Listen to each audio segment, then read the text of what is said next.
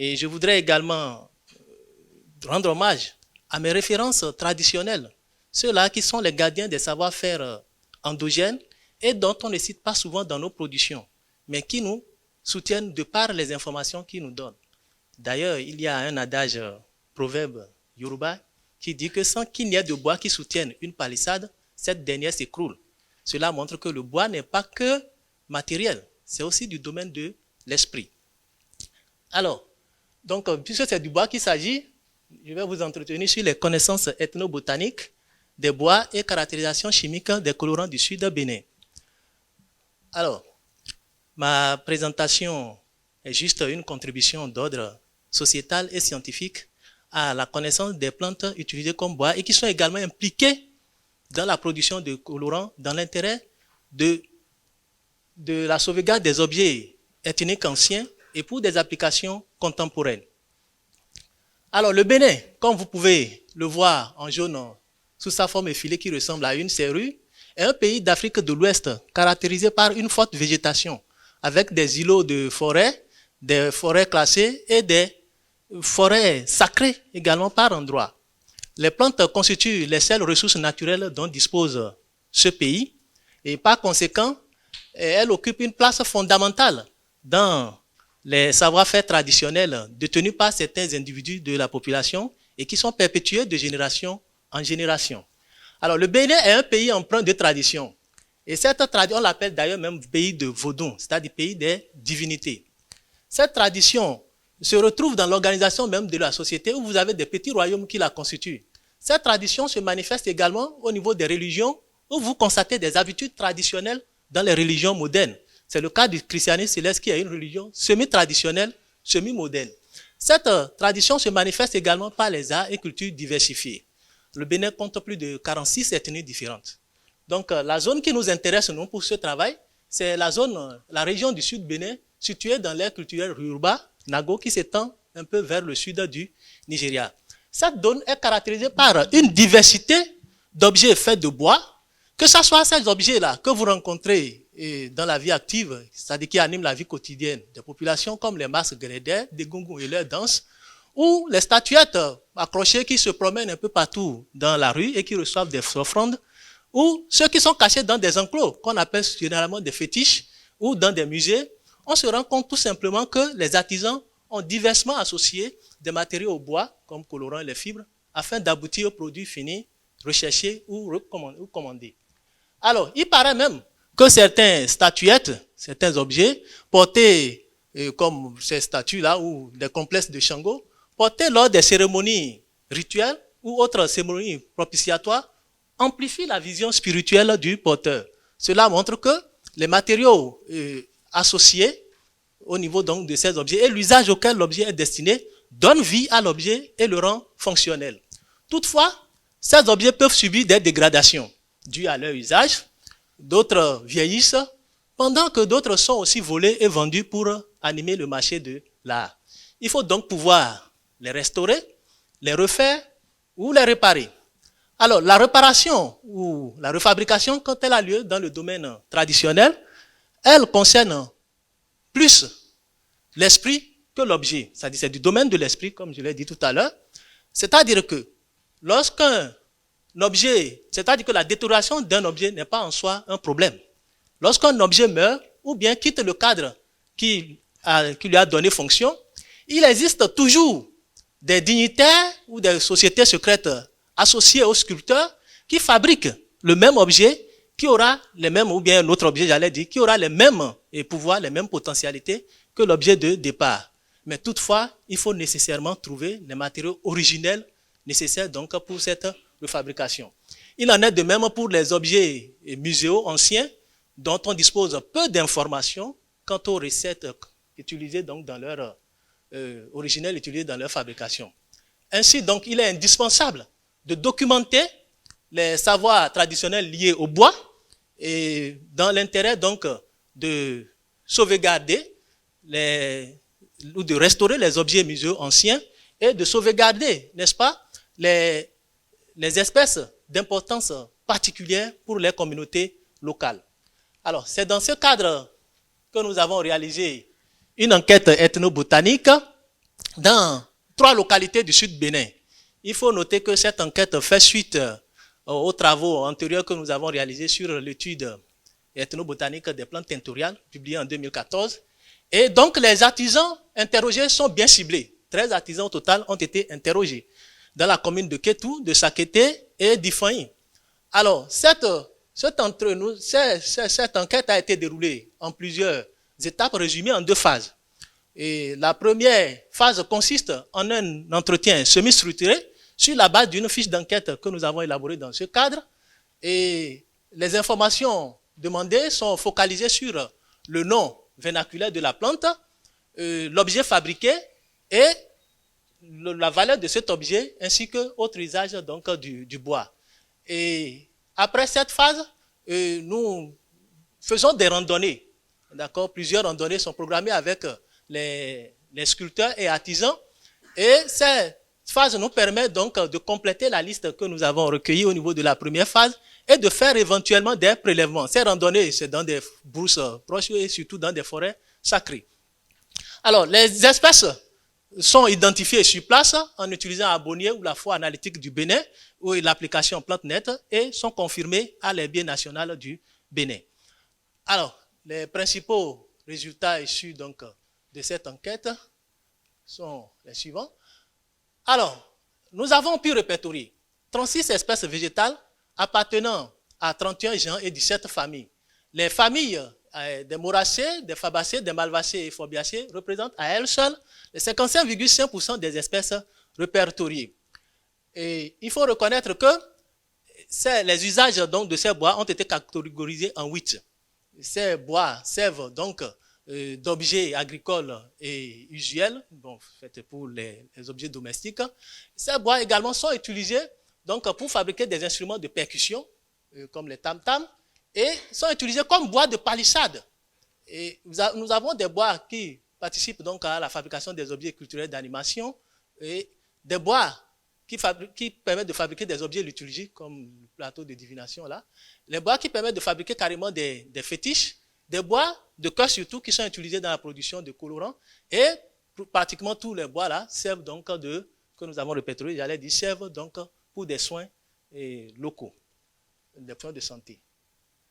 Alors, les bois les plus sollicités dans la fabrication des objets d'animation culturelle sont Alstonia bonei, Ceiba pentranda, Gilopia ethiopica et Rhizinodendron et Deloti. Voilà, ceux qui sont plus utilisés dans la confection des objets de percussion et de tam-tam sont Altocarpus altilis, Antiaris tossicaria et Pterocarpus rhinaceus. Et à propos, les artisans nous confessent que les bois les plus recherchés pour la fabrication des tam-tams traditionnels sont des bois qui sont frappés, sinon à l'avance par des chimpanzés pour faire danser leur progéniture. Et en effet, ce phénomène s'observe souvent dans les forêts où les chimpanzés, après avoir mangé à satiété, créent des séances d'animation pour faire danser leur progéniture. Et ça, c'est sous le regard des chasseurs. Ces bois sont marqués et après, les artisans coupent. Ces bois sont recherchés pour leur résonance particulière. Et la plupart du temps, on constate que c'est après avoir mangé les fruits de l'arbre à pain que ces chimpanzés commencent cette danse. C'est pour cette raison d'ailleurs, cette espèce est reconnue par tout le monde, mais pas mis à part les artisans, comme étant utilisée pour la fabrication de tam-tam. Alors, pour les objets culturels et rituels, les bois les plus utilisés sont, ou spécifiquement, j'allais dire, les bois spécifiquement utilisés pour la fabrication de ces objets-là, sont Newboudia lewis, et qu'on appelle Hysope africain, et Milicia excelsa, qu'on appelle Iroko.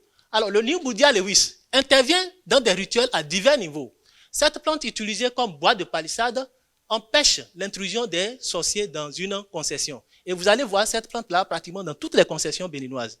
Et ces feuilles sont utilisées également pour fabriquer l'eau lustrale qui permet donc de purifier les initiés dans des cérémonies cultuelles. Et cette plante ou ces feuilles accrochées sur la tête comme ça est signe d'un préposé pour un sujet qu'on vient introniser prochainement. Donc, pour ce qui concerne Milicia excelsa, c'est carrément une plante déifiée. Il incarne les divinités et peut recevoir toutes les autres divinités. Cette plante confère même des noms à des familles, comme la famille Iroko, vous allez entendre la famille Iroko au pays, la famille Lokosi, c'est comme si vous avez la famille Châtaigne, je ne sais pas quoi, en France ici. D'accord? C'est un peu ça. Alors, il y a également d'autres espèces, comme Bissa aurelana, et Seiba pentandra, et Triplochiton scléroton, qui reçoivent des divinités qu'on appelle au dieu d'Ogun, c'est-à-dire c'est la divinité, c'est le dieu de fer. D'accord? Et ces espèces ont été également recensées donc, au cours donc, de cette enquête. Alors, les plantes les plus utilisées dans la production de colorants, notamment leur bois de cœur, sont Baphia nitida. Et la seule espèce que vous voyez là a été retrouvée donc, dans une forêt sacrée. C'est très petit, bon, c'est un petit abysse très juvénile. Et nous avons également Anogonsis leocapus, le Kaya sénégalensis, et les espèces du genre Pterocarpus osun ou Santalonides ou bien Erinaceus. Alors, de façon globale, il faut reconnaître que les artisans des 3 localités ont une connaissance similaire donc des bois utilisés, mais toutefois, quelques particularités sont à relever.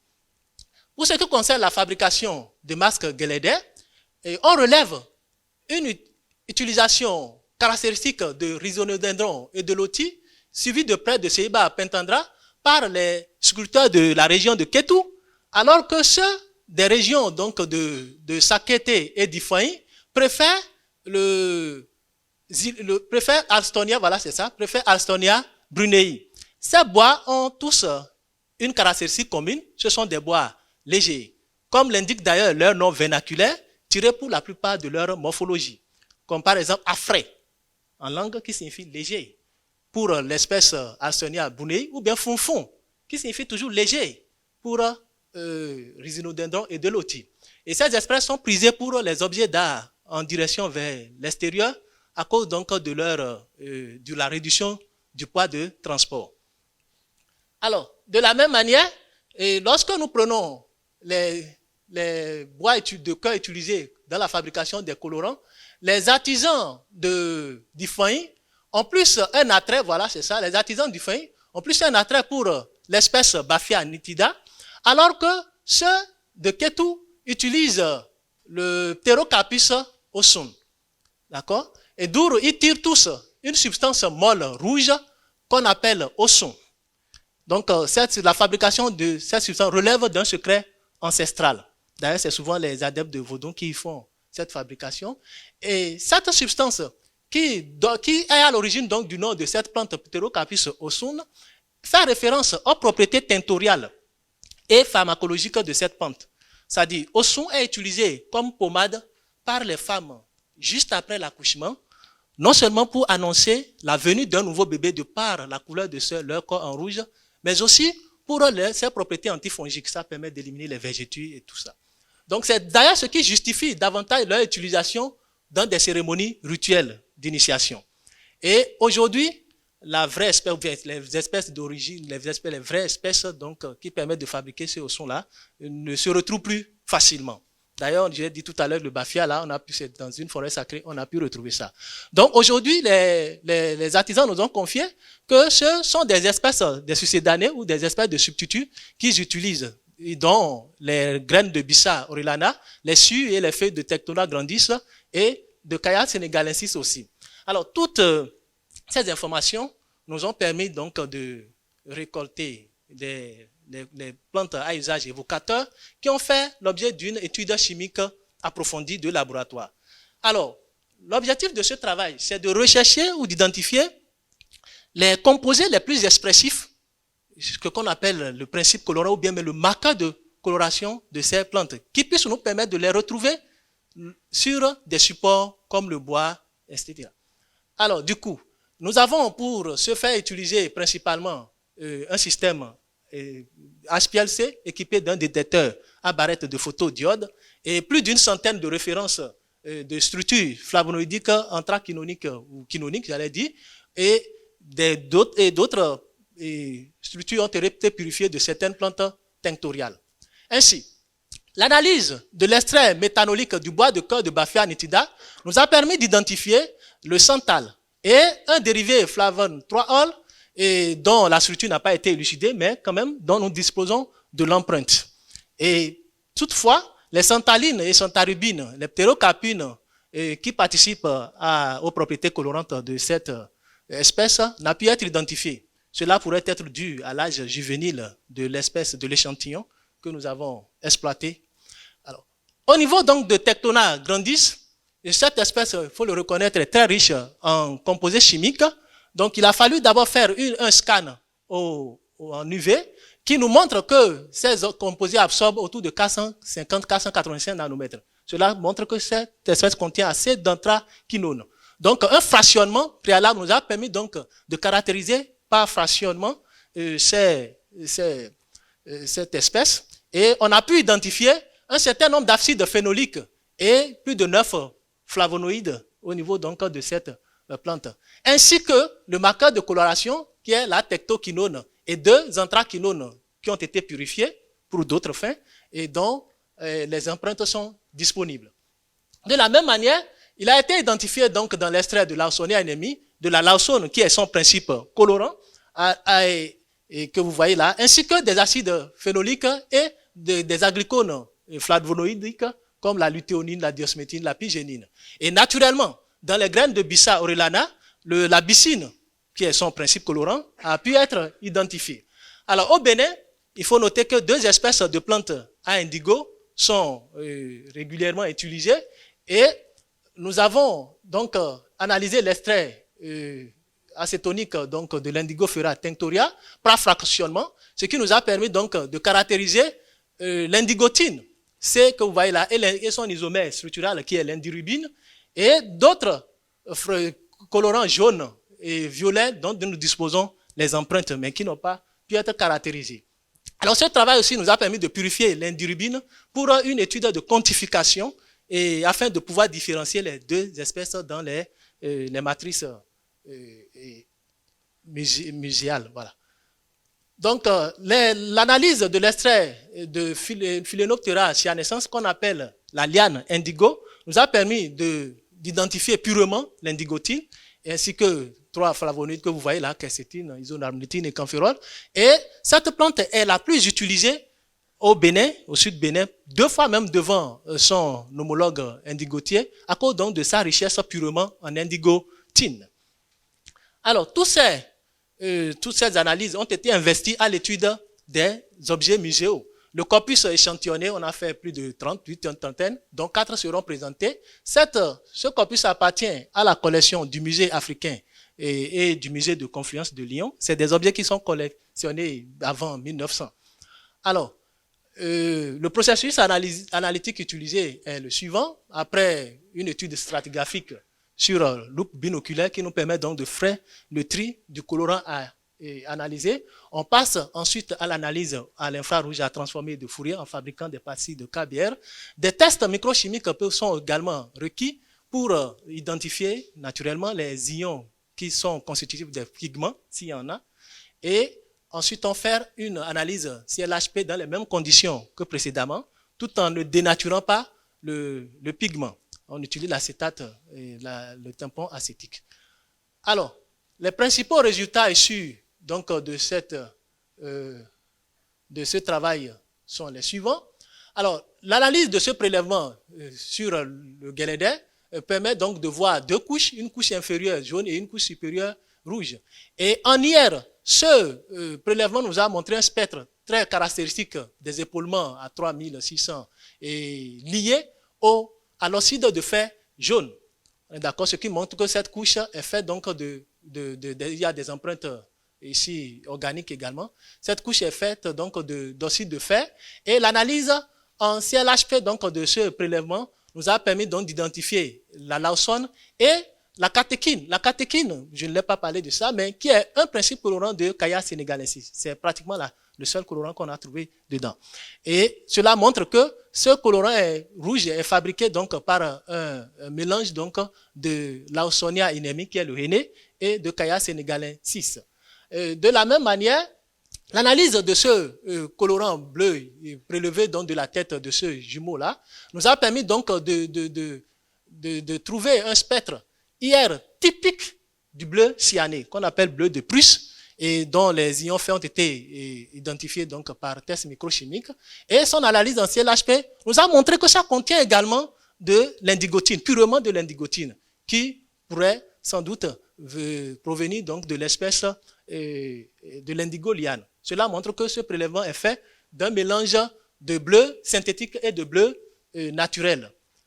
De la même manière, c'est ainsi également que ce prélèvement fait au dos de ce fétiche nous a montré une empreinte purement organique, et l'analyse en CLHP nous a permis donc d'identifier la lawsone et l'indigotine, ce qui montre que la couche supérieure bleue là est faite d'indigotine et l'inférieure est faite donc de Lawsonia inermi. Pour le fil sisal accessoire donc de Sapata, son analyse nous a permis donc de montrer qu'il contient la catéchine et des anthocyanes dont les empreintes ont été caractérisées, mais dont on ne connaît pas réellement l'espèce d'où ils proviennent. Donc, tout compte fait, on sait que ça contient de Caia senegalensis et une espèce riche en anthocyanes, ce qui montre que cette étude doit donc se poursuivre. Et donc, nous pouvons conclure que l'enquête ethnobotanique que nous avons effectuée sur les bois nous ont permis donc de relever les bois utilisés par les artisans, et les analyses de laboratoire effectuées sur quelques essais d'usage évocateurs ont permis également de caractériser les colorants anciennement utilisés dans la confection de quelques objets muséaux. Donc, une étude plus élargie de ces extractibles doit se poursuivre afin donc de bien nourrir l'étude des objets muséaux. Et cela pourrait faciliter la sauvegarde des savoir-faire endogènes et des ressources afférentes. Donc, quelques références ont été mises là. Et ensuite, nous remercions nos collaborateurs c'est parti. Nous remercions nos collaborateurs et l'Association des artisans du Bénin, nos collaborateurs de l'Université d'Avignon, et je vous remercie. Pourquoi